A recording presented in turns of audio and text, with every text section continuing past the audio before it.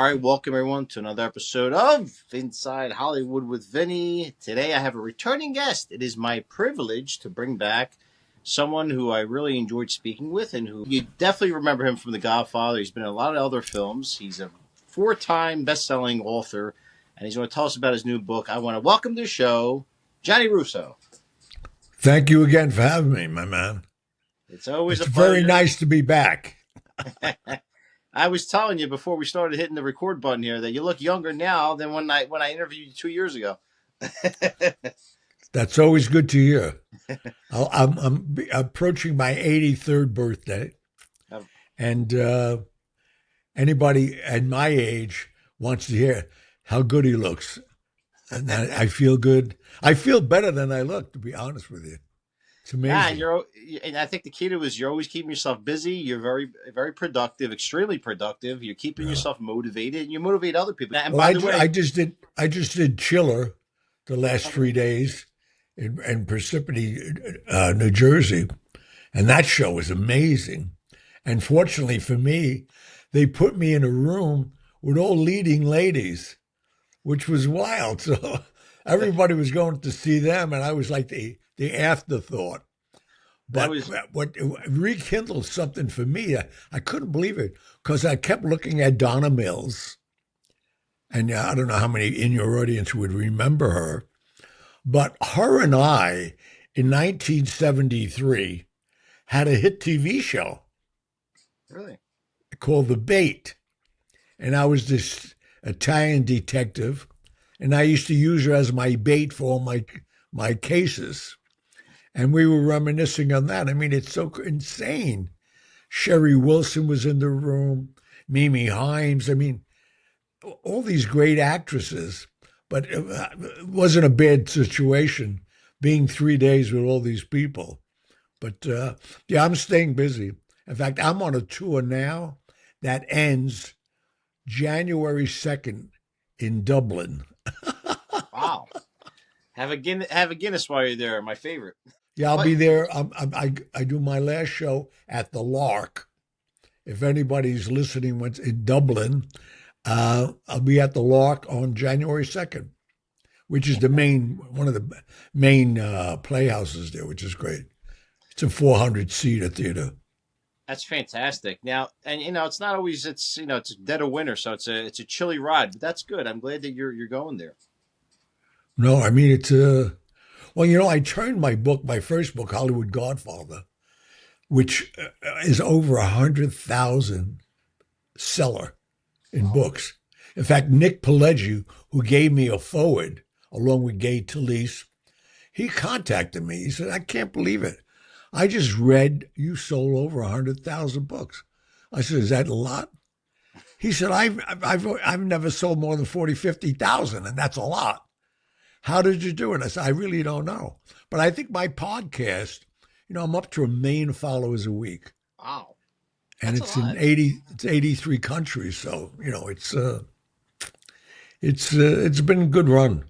That's great. You're doing fantastic. Now, I want to bring it back for, of course, there's always fans that love the juicy stories. Maybe I apologize because I know you're tired of telling them all the time, but there's always those little stories that people love to hear from Gianni Russo, right? And they want to hear maybe how it was working with Brando, how it was working with Coppola, how it was any juicy stories while you're on set, anything that you want to bring up, maybe that you haven't before. Well, with my first meeting with Brando was during the rehearsal, and it was 119th Street at Fat Tony Salerno's place, which I was happy with because I used to bring overnight loans up there all the time for Costello. So I went up early that day, and they said to me, "What are you doing here?" I said, "I'm here for the rehearsal for The Godfather." They said, "What are you doing?" I said, "I got a big part in it." And like everybody, the first 2 weeks I was telling, nobody believed I was going to be in it. And I said, "Of course I'm in. What do you think I'm here for?" Let's get out of here. And I'm talking about, major guys, Danny Pagano, a lot of major guys. And I'm saying to myself, if I don't get this part, nobody's going to allow me in the neighborhood anymore. They think I'm a bullshitter. But the bottom line is we get into the rehearsal, and why they had it there, before they brought Brando into the rehearsal, they said all the Italians today have to teach the non-Italians, like Brando, who's Polish, James Caan was Jewish, and we're going to have food on the table, and we want you to exaggerate your mannerisms, your eating habits, and all of that, because all the non-Italians have to become Italian in 5 days during the rehearsal. I didn't care. What do I care? I've never been in a movie. I was just happy to be there and to be in this movie, because the Godfather book was in its 5th print already. And then they go on to say, before we bring Brando in, nobody approach him, because I know how you thespians are. You all want to go talk to him.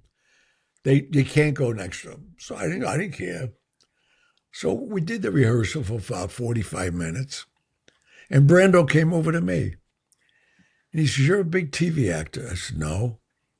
He said, "You got a big movie coming out." I said, "No." He said, "Who'd you study with?" I said, "What is this? What is all these questions? I don't know what the hell you're talking about."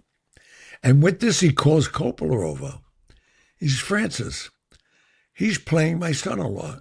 And Francis rolled his eyes because I didn't get the part through him. The director normally cast the whole movie.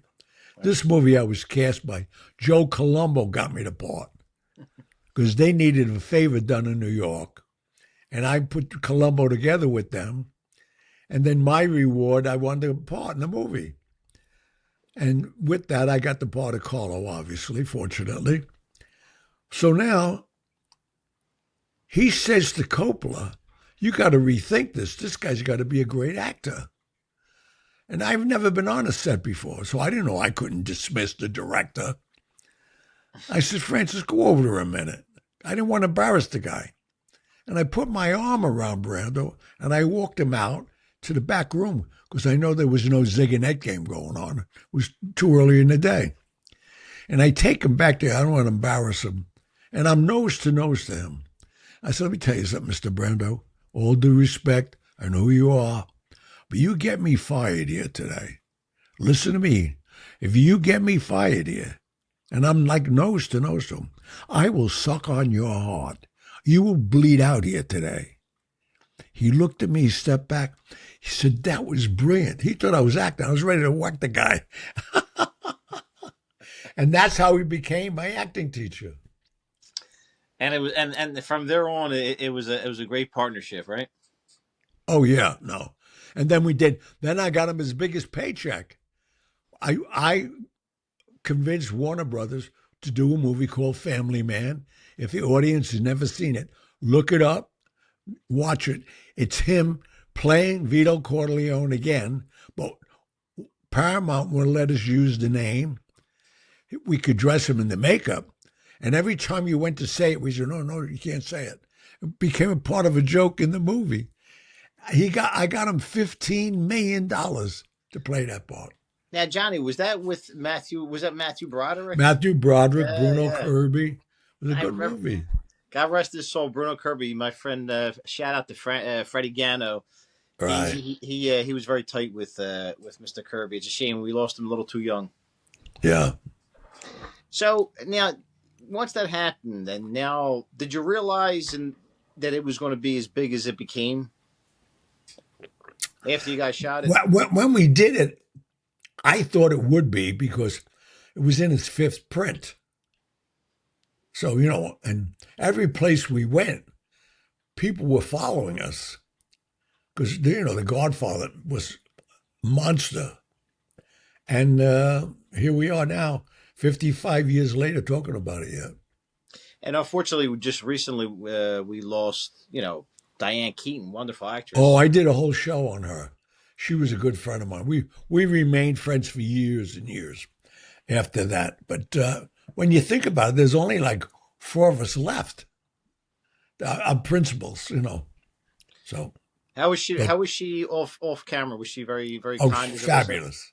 And she was very giving to me because she didn't know me at all. In fact, I met her in the scene at the wedding, the beginning scene of the movie, when Michael, still dressed in his army uniform, brought her to my wedding in the movie. And we became friends then. And she was very giving as an actress.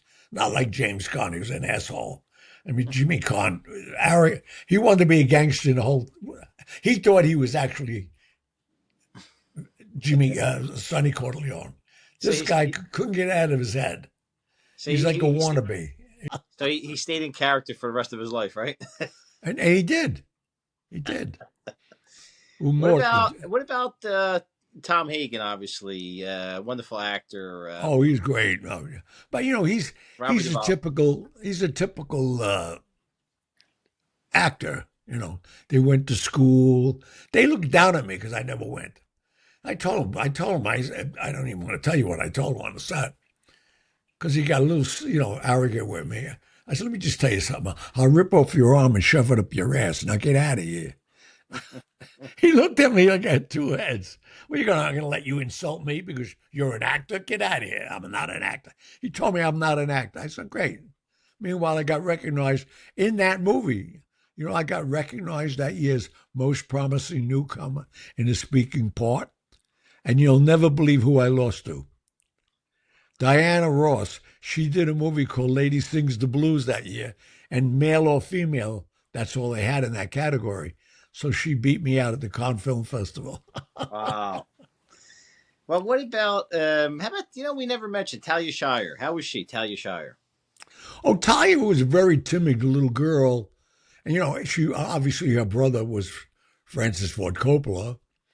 And I met her under the worst circumstances that I could do, is because the day of the beating scene, her mother and father were on the set standing behind the camera.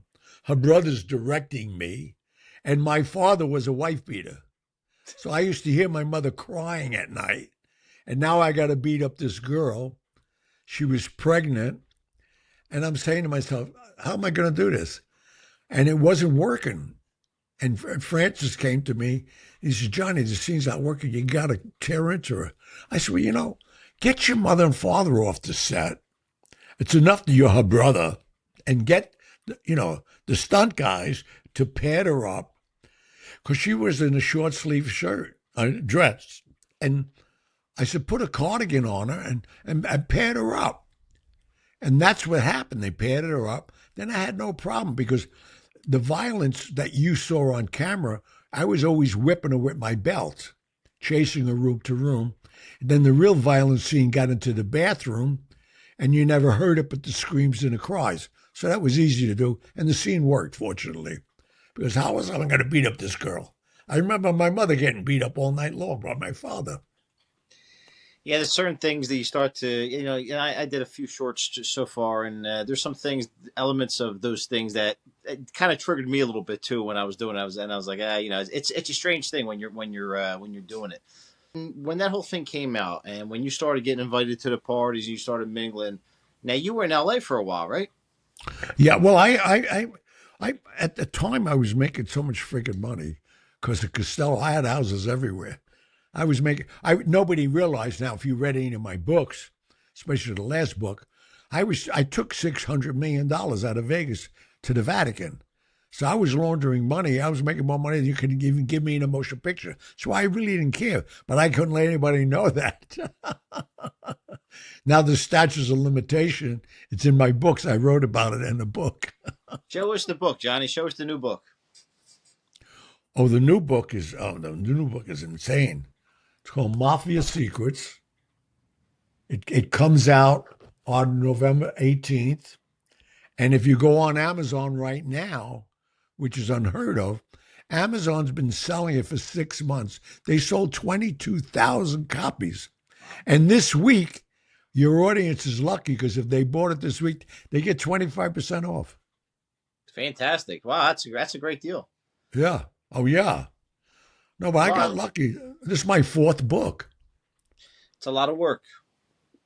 No, it isn't because, again, I did it for so many reasons, not just egotistically, financially, obviously, always, but I wanted to inspire people. I have a foundation called Yes You Can, because I was always told I can't.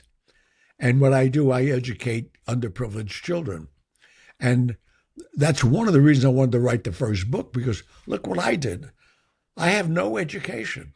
I had polio till I was 12. Then they let me out. They wanted me to go to school to second grade. And that was it. I hit the streets. I was selling ballpoint pens. They first came out.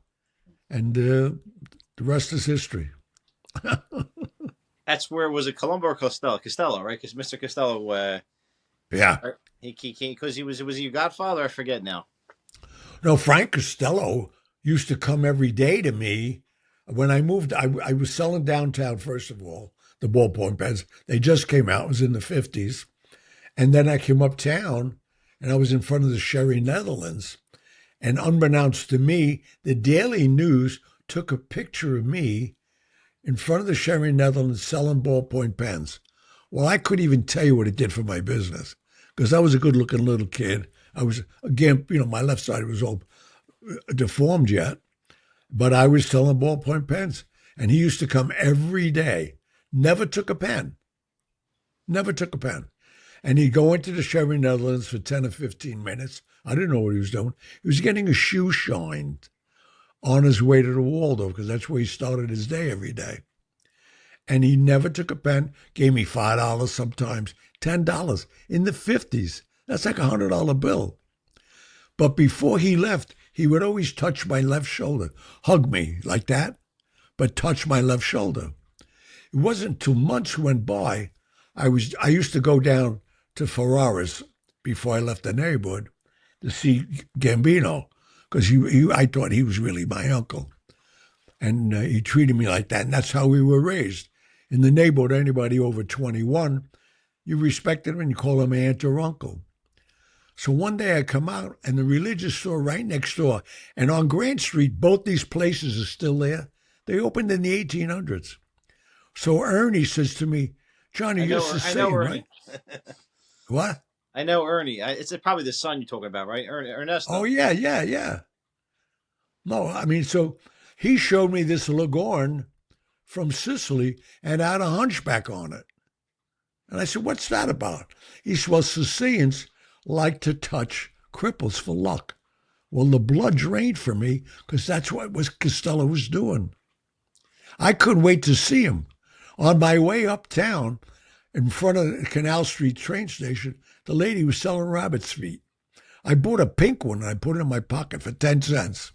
And I waited for him to come.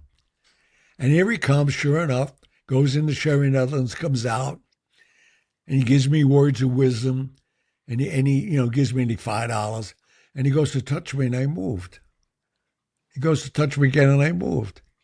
He said, what are you doing? I said, no, it's not what I'm doing, it's what you're doing. He said, what's your name? I told him my name. He said, who's Angelo Russo to you? I said, my great uncle. He said, when did you see him last? I said, I never saw him. He said, why's that? I said, well, if you know so much, tell me, because I was pissed.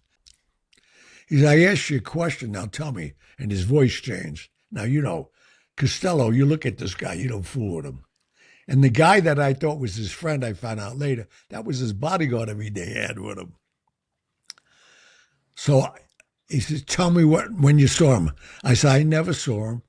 I said, they hung him in 1949 with other members of La Cosa Nostra, and they left him hanging in the streets to send a message that they're cleaning up the mafia.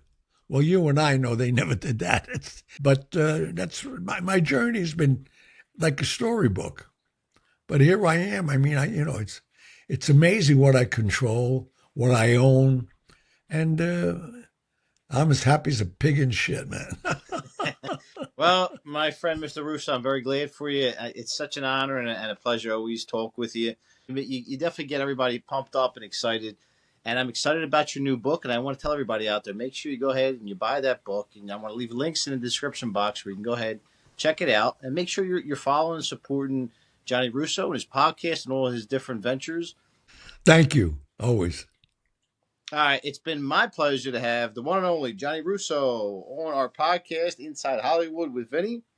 Please subscribe to me, and thank you very much, and we'll see you next time.